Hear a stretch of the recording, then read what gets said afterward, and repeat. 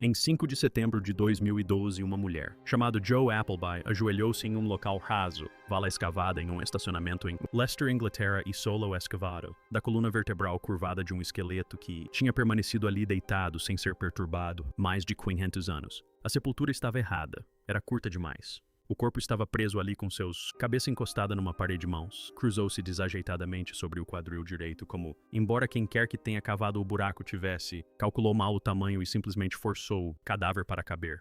Sem caixão, sem sudário. Alfinetes nenhum bem funerário de qualquer tipo. Tipo, apenas ossos em um retângulo irregular de terra 90 milímetros abaixo da alvenaria vitoriana. Isso se tivesse sido colocado mesmo um pouco mais fundo, teria destruído o esqueleto inteiro. Sobre este túmulo durante décadas, os funcionários da prefeitura haviam estacionado seus carros. Uma das vagas de estacionamento pintadas tinha uma única letra. R. Esta não é uma história sobre encontrar Ray. Essa parte, contra todas as probabilidades, já havia acontecido. Esta é uma história sobre o que o seu DNA revelou. Quando os cientistas finalmente perguntaram isso, perguntas certas e por que uma resposta a uma que ninguém esperava silenciosamente. Sublinha 5 séculos de pressupostos. Linhagem real. Durante a maior parte da história inglesa registrada, a localização de Ricardo III, o caso dos restos mortais foi considerado encerrado, apontado na direção errada. A narrativa dominante, repetida em guias turísticos e lendas locais. Por 400 anos sustentou que durante a reforma uma multidão desenterrou o rei, ossos do mosteiro de Greyfriars, e os arremessou no Rio Soar em Pontebau. Uma placa vitoriana foi até mesmo colocada lá, construído em 1865, para marcar o local onde os ossos supostamente entrou na água. Durante 4 séculos, esse foi o final oficial. Era uma situação conveniente para um rei cuja reputação póstuma tinha sido moldada quase inteiramente pela dinastia, que o substituiu. Shakespeare imortalizou Ricardo como um corcunda maquiavélico que assassinou seus sobrinhos para tomar a coroa. Os cronistas Tudor já haviam feito isso. Trabalho preparatório. História do Rei Ricardo de Thomas More, o terceiro escrito sob o reinado de Henrique VIII. Patrocinio estabeleceu o modelo de um deformado tirano que tramou seu caminho para o poder sobre os corpos de inocentes. O retrato era politicamente útil, se Ricardo era um monstro depois Henrique VII.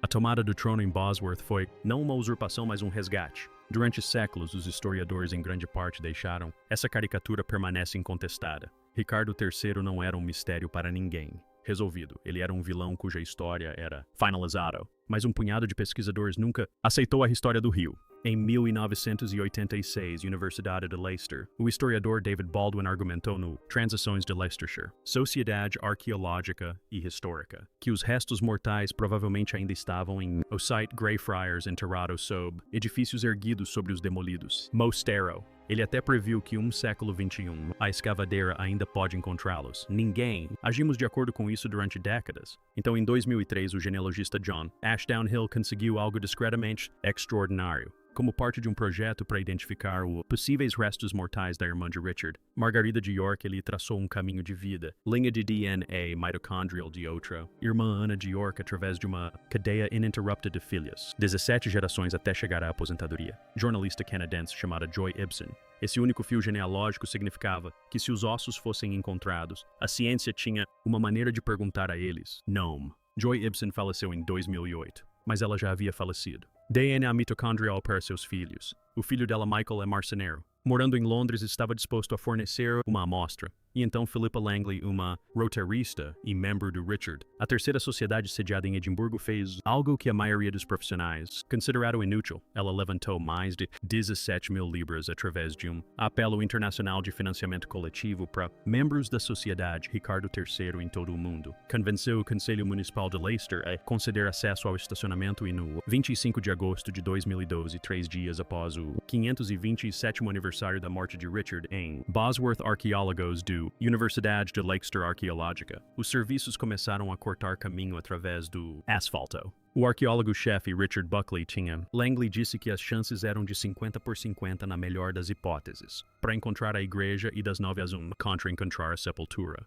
Eles tinham fundos suficientes para Você tem 2 semanas. Apenas 1% da antiga área do mosteiro estava disponível para a escavação. Seus restos mortais estão sepultados sob edifícios modernos. Estradas e parques infantis. Foram planejadas 2 trincheiras. Tudo dependia de se aqueles cortes estreitos no asfalto aconteceram para cruzar com os poucos certos metros quadrados de um local que havia sido obliterado acima do solo por quase 500 anos. Em poucas horas atingiram o osso à perna esquerda, osso a 1,5 metros de profundidade.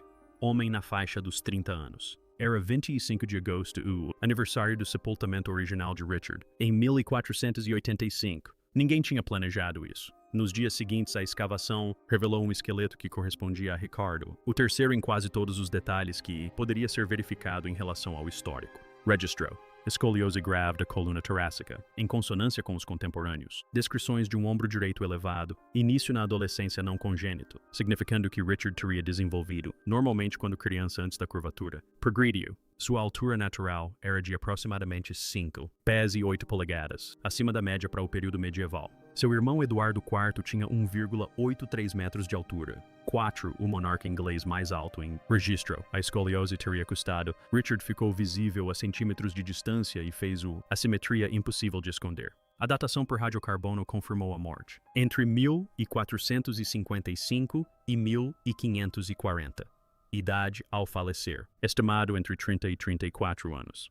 Richard morreu aos 32 anos em 22 de agosto de 1485, na Batalha de Bosworth Field, e depois vieram os ferimentos. 11 ferimentos, infligido no momento ou próximo ao momento de morte, 9 tiros na cabeça. A revista The Lancet publicou um estudo detalhado sobre o esqueleto. Análise por Joe Appleby e colegas, em setembro de 2014, e as descobertas reconstruem a vida de um homem. Minutos finais com precisão forense. 3 ferimentos superficiais causados pela depilação. Topo do crânio, o tipo que corte o couro cabeludo e raspe o osso, mas não matar. Um ferimento de adaga perfurado no bochecha direita. Um ferimento penetrante causado por adaga rondel através da coroa do cabeça. E então os golpes que puseram fim a tudo. Uma lâmina grande, provavelmente uma alabarda, que arrancou uma parte do crânio, base medindo 60 por 55 milímetros, expondo o cérebro por completo. Outro, que atravessou completamente o lado direito. Do crânio penetrou o cérebro e atingiu o interior oposto. Parede a mais de 100 milímetros de distância. Não, ferimentos defensivos nos braços ou nas mãos. Ele ainda estava com armadura em todo o resto do corpo. Mas o capacete havia desaparecido. Essas eram as lesões de um rei que foi cercado, derrubado do cavalo e morto em campo aberto. 2 outras feridas no corpo, um corte na 10ª costela e uma lâmina atravessando a nádega direita até a pelvis, foram quase certamente infligidas post-mortem. Ferimentos de humilhação. Relatos da época dizem que o corpo nu de Ricardo foi jogado sobre um cavalo e desfilado até Leicester. A ferida pélvica é compatível exatamente com esse tipo de exposição. Cada ferimento confirmava a narrativa histórica. Mas os ossos por si só desprovidos de contexto poderiam ter pertencido a qualquer homem que tivesse morrido violentamente no final do século XV. A confirmação exigia DNA. E é aqui que a história se divide em 2 vertentes. Uma que solucionou o caso de pessoa desaparecida mais antigo da história da Inglaterra e outra que levantou uma questão que ninguém havia pensado em fazer. A professora Turi King, geneticista da Universidade de Leicester, com quase 2 décadas de experiência em genealogia genética, liderou a análise de DNA. O DNA antigo se degrada de forma imprevisível e as melhores condições de preservação são frio e seco. Uma cova rasa sob um estacionamento em Leicester não oferece nenhuma dessas condições, mas os dentes densos e selados representavam a melhor esperança de preservação de material genético intacto. King extraiu amostras e trabalhou em 2 laboratórios distintos de DNA antigo. Um na Universidade Paul Sabatier, em Toulouse, sob a direção de Patricia Ballaresque, e outro na Universidade de York, sob a direção de Michael Hofreiter, para evitar contaminação. Entre as análises, o DNA foi armazenado na sala limpa do Centro de Pesquisa Espacial de Leicester, uma instalação normalmente usada para a montagem de componentes de espaçonaves, onde os sistemas de filtragem de ar projetados para proteger a eletrônica de satélites da contaminação microscópica serviram igualmente bem para proteger o material genético de 500 anos do DNA humano moderno. O primeiro teste teve como alvo o DNA mitocondrial, o material genético transmitido da mãe para todos os seus filhos, mas apenas através das filhas. Ricardo III não deixou descendentes vivos, mas sua mãe, Cecília Neville, teria transmitido sua sequência mitocondrial para cada um de seus filhos. A irmã de Ricardo, Ana de York, carregava esse mesmo tipo. E enquanto uma linhagem ininterrupta de filhas o perpetuasse ao longo dos séculos, ele sobreviveria até os dias de hoje. Michael Ibsen forneceu o primeiro exemplo de referência. O professor Kevin Schurer, que lidera a pesquisa genealógica, rastreou de forma independente uma segunda linhagem exclusivamente feminina até Wendy Daldick, uma mulher que desconhecia sua ligação com a realeza até ser contatada pelos pesquisadores. O resultado foi incontestável. Uma correspondência perfeita em todo o genoma mitocondrial entre o esqueleto e Ibsen. Uma única substituição de base com Daldick totalmente esperada ao longo de tantas gerações. Crucialmente, Ibsen e Daldick apresentaram correspondência entre si, confirmando de forma independente que a genealogia que os conecta a Cecily Neville era sólida. A linhagem materna confirmou. Tratava-se de Ricardo III. O nível de confiança calculado por meio de análise bayesiana, combinando todas as evidências genéticas e não genéticas, atingiu 99.999%, uma razão de verossimilhança de 6 milhões. King também usou marcadores genéticos para prever a aparência física de Richard. O DNA indicou uma probabilidade de 96% de olhos azuis e 77% de cabelos loiros, pelo menos na infância. Todos os retratos de Ricardo que sobreviveram o mostram com cabelos escuros, mas todos foram pintados após sua morte, a maioria por encomenda da dinastia Tudor. O mais antigo e confiável, o retrato emoldurado em arco que pertence à Sociedade de Antiquários de Londres, foi o que mais se aproximou da previsão genética. 5 séculos de retratos influenciados pela era Tudor haviam silenciosamente obscurecido a aparência do rei juntamente com sua reputação. Mas King não havia terminado. Ela também queria o cromossomo Y, o segmento de DNA, transmitido inalterado de pai para filho pela linhagem masculina. Este é o cromossomo que em uma dinastia patrilinear carrega a reivindicação. Ricardo não teve filhos homens. Portanto, para encontrar um cromossomo Y comparável, era preciso percorrer a árvore genealógica 4 gerações atrás, até Eduardo III, o trisavô de Ricardo, e então descer por meio de um filho diferente através de João de Gaunt, duque de Lancaster, descendo pela família Beaufort, até chegar aos descendentes vivos da linhagem masculina de Henrique Somerset, V Duque de Beaufort, que viveu de 1744 a 1803. 19 gerações no total, uma longa cadeia. Mas se cada elo se mantivesse, o tipo do cromossomo Y deveria corresponder. 5 descendentes vivos anônimos foram testados. 4 compartilhavam um haplótipo consistente do cromossomo YR1B1B2, confirmando o parentesco paterno entre eles como esperado. Um pertencia a um haplogrupo completamente diferente, I-170, o que significa que ocorreu uma falsa paternidade em sua própria linhagem familiar recente. Isso foi interessante, mas não alarmante. O que foi alarmante foi o seguinte: o cromossomo Y de Ricardo III pertencia ao haplogrupo GP287, não ao R1B1B2, nem a nada parecido. A linhagem masculina foi interrompida. Se você assiste a este canal porque se interessa por como o DNA silenciosamente destrói suposições que sobreviveram por séculos apenas em pergaminhos, este é exatamente o tipo de descoberta que continuamos investigando. Assinar é a melhor forma de garantir que você receba essas notícias assim que forem publicadas. E teremos mais investigações de DNA da família real, diretamente relacionadas ao que você está ouvindo agora. Em algum ponto das 19 gerações que ligam Ricardo III ao V Duque de Beaufort, uma criança foi concebida com um homem que não era o pai registrado. A linhagem masculina biológica foi interrompida. A linhagem documental, aquela que determinava a sucessão, os títulos de propriedade, a herança e o direito de declarar guerra, continuou incontestada por meio milênio, porque ninguém possuía as ferramentas moleculares para verificá-la. A professora King e seus coautores, em publicação na Nature Communications em dezembro de 2014, abordaram essa questão cuidadosamente. Com uma taxa histórica de falsa paternidade de 1 a 2% por geração, uma quebra de paternidade ao longo de 19 gerações não é apenas possível. A probabilidade cumulativa situa-se entre 17% e 33%. Estatisticamente era mais provável do que improvável.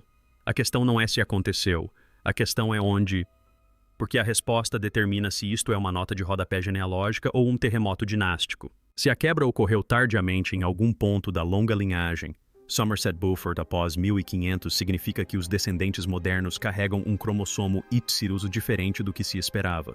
Mas os reis medievais eram quem diziam ser. Se isso ocorreu no início em uma das 4 gerações entre Eduardo III e Ricardo III, então a Casa de York, a dinastia que lutou na Guerra das Rosas pelo direito de governar a Inglaterra, foi construída sobre uma linhagem paterna que não existia geneticamente. Toda a estrutura de legitimidade do conflito se basearia em uma mentira que ninguém sabia ser mentira. O historiador W. M. Ormrod decidiu testar qual cenário era historicamente mais plausível. Em um estudo publicado pela Bripolls em 2016, ele observou que a equipe do Leicester inicialmente apontou para João de Gaunt, já que rumores sobre a ascendência de Gaunt circulavam mesmo durante sua vida.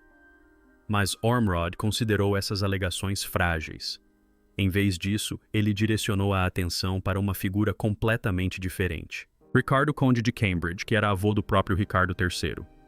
A mãe de Cambridge era Isabel de Castela, segunda esposa de Edmundo de Langley, Duque de York. Havia muitos rumores de que Isabel teria tido um caso com João Holland, primeiro Duque de Exeter, meio-irmão do rei Ricardo II. As evidências circunstanciais são contundentes. Cambridge não recebeu terras de seu pai. Ele não foi mencionado nos testamentos de seu pai, nem de seu irmão. Pelos padrões da herança real inglesa, ele foi flagrantemente ignorado. Numa dinastia onde títulos e propriedades fluíam de pai para filho tão naturalmente quanto o sangue, esse tipo de silêncio prolongado parece menos um descuido e mais um distanciamento deliberado. Nada disso constitui prova. Mas Ormrod situou isso dentro de um padrão mais amplo de alegações de bastardia que assolaram a Casa Real Inglesa ao longo do século XV, um período em que a instabilidade dinástica transformou cada reivindicação de linhagem sanguínea em uma potencial arma política. Vale a pena ser preciso sobre o que isso afeta e o que não afeta. A reivindicação da Casa de York ao trono inglês baseava-se na verdade na descendência feminina de Lionel de Antuérpia, Duque de Clarence, o segundo filho sobrevivente de Eduardo III, que tinha precedência sobre João de Gaunt. Mesmo que tivesse ocorrido uma falsa paternidade na linhagem masculina de York, isso não invalidaria a reivindicação dos yorkistas ao trono, pois essa reivindicação não se baseava na descendência patrilinear em questão. O que isso significaria é que os homens que carregavam o nome York e lutaram sob a bandeira de York poderiam não ter tido laços biológicos com o homem cuja dinastia representavam. O nome seria uma herança política não genética. Quanto à atual monarquia britânica, seus direitos de sucessão derivam da descendência de Sofia, eleitora de Hanover, nascida em 1630, uma linhagem completamente separada da linha masculina dos Plantagenetas. A coroa está segura, mas a história por trás dela é mais complexa do que qualquer um imaginava. O que me impressiona nessa descoberta, e o que a considero estruturalmente diferente de uma simples curiosidade genealógica, é a ironia inerente ao próprio método. O DNA mitocondrial transmitido pelas mulheres sobreviveu intacto ao longo de 17 gerações, justamente porque não depende de quem é o pai biológico. Ela se propaga pela linhagem materna, imune à infidelidade, imune ao casamento político, imune a todo o aparato de sucessão patrilinear que definia o poder medieval. O cromossomo Ipsius, aquele que carrega o nome, o título, a reivindicação ao trono inglês, foi o que falhou no teste. A linhagem materna comprovou a linhagem do rei. A linhagem paterna traiu a dinastia. Peter Forster, geneticista da Universidade de Cambridge e coautor do estudo, acrescentou um detalhe adicional que amplia consideravelmente o escopo da pesquisa. O haplogrupo GP287 de Richard remonta aos primeiros agricultores neolíticos que migraram da Anatólia para a Europa há aproximadamente 8.000 anos. Essas populações pioneiras carregavam predominantemente cromossomos Y do tipo G2A à medida que se espalhavam pelo Mediterrâneo e pela Europa Central e França por volta de 5.500 a.C. Hoje, o G2A é encontrado em cerca de 1% da população europeia, um resquício de uma migração que outrora dominou o panorama genético. Se o cromossomo Y de Ricardo for genuinamente plantageneta, remontando à linhagem masculina documentada até Hugo Conde de Perche em 1028, então essa dinastia carregava uma assinatura genética da primeira onda de migração agrícola para a Europa, uma linhagem mais antiga que a Inglaterra, mais antiga que a língua inglesa, mais antiga que qualquer coisa que os plantagenetas pudessem ter imaginado. Mas se o cromossomo Y de Richard veio de um pai biológico desconhecido inserido na genealogia algumas gerações antes de seu nascimento, então o verdadeiro tipo Y-plantageneta pode ser afinal R1BU152, o haplótipo carregado pelos descendentes de Somerset, e foi a linhagem de Richard que guardou o segredo. Os pesquisadores tentaram restringir essa questão.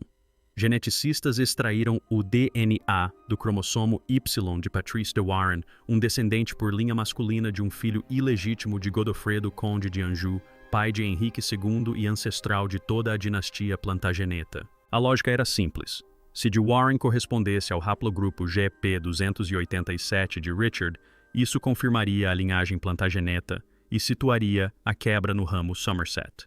Se ele correspondesse ao haplogrupo R1b, o 152 de Somerset, isso confirmaria que a quebra ocorreu no lado de Richard e descartaria a descendência Beaufort. Ele não correspondeu a nenhum dos dois, pertencendo a um terceiro haplogrupo completamente diferente, outro pai não documentado em algum ponto mais distante da linhagem, o que aumentou a incerteza em vez de resolvê-la. Schurer e King declararam sua intenção de continuar os testes buscando outros descendentes de Warren nos Estados Unidos e na Austrália, bem como outros ramos da extensa família Somerset. A estratégia é o que Schurer chamou de movimento de pinça, fechando o cerco a partir de múltiplas direções genéticas até que a ruptura possa ser localizada em poucas gerações. Mas a avaliação honesta é que talvez nunca consigamos determinar exatamente onde as linhagens biológicas e documentais divergiram. Os mortos da Idade Média não fornecem seu DNA facilmente. A maioria dos restos mortais da realeza repousa em túmulos de catedrais que as autoridades eclesiásticas não permitem que sejam abertos ou em sepulturas perdidas há muito tempo construídas sobre estruturas irrecuperáveis. Os príncipes da Torre Eduardo V e seu irmão Ricardo Duque de York poderiam teoricamente ajudar a restringir as buscas caso seus restos mortais fossem localizados e analisados, mas seu paradeiro continua sendo um dos maiores mistérios da Inglaterra. E os descendentes vivos que poderiam ajudar são poucos, estão espalhados pelos continentes e nem todos estão dispostos a descobrir o que as moléculas revelariam sobre suas árvores genealógicas. É 2026. Os kits de DNA para o consumidor custam menos que um jantar fora. Milhões de pessoas cuspiram em um tubo e descobriram coisas sobre sua ancestralidade que nenhuma árvore genealógica previa. A paternidade não é mais uma questão de confiança de documentos ou de um nome em um registro paroquial. É molecular, é verificada, e cada vez mais está sendo verificada por cientistas e civis em laboratórios e salas de estar, com resultados que às vezes confirmam o que os registros dizem e às vezes os desmentem silenciosamente. Ricardo III viveu num mundo onde a linhagem era tudo. Guerras eram travadas por causa dela. Crianças eram declaradas ilegítimas para abrir caminho para o trono. Dinastias inteiras ascendiam ou caíam dependendo de quem se acreditava ser filho de alguém. Esse mundo funcionava com base em pergaminhos e fé. E durante 529 anos o pergaminho resistiu. Então um geneticista em Leicester extraiu um dente de um esqueleto sob um estacionamento, sequenciou seu cromossomo Y em uma sala limpa de espaçonaves e o pergaminho deixou de resistir. Os plantagenetas governaram a Inglaterra por 331 anos com 14 reis ao longo de 8 gerações. E em algum ponto dessa cadeia de pais e filhos, um único ato não documentado, um caso extraconjugal, um segredo, uma mentira tão bem contada que se tornou história, rompeu a linhagem biológica que deveria justificar tudo. Sabemos disso agora. Só não sabemos quando, quem, ou se o homem sentado no trono alguma vez suspeitou que o sangue em suas veias não correspondia ao nome acima de sua cabeça.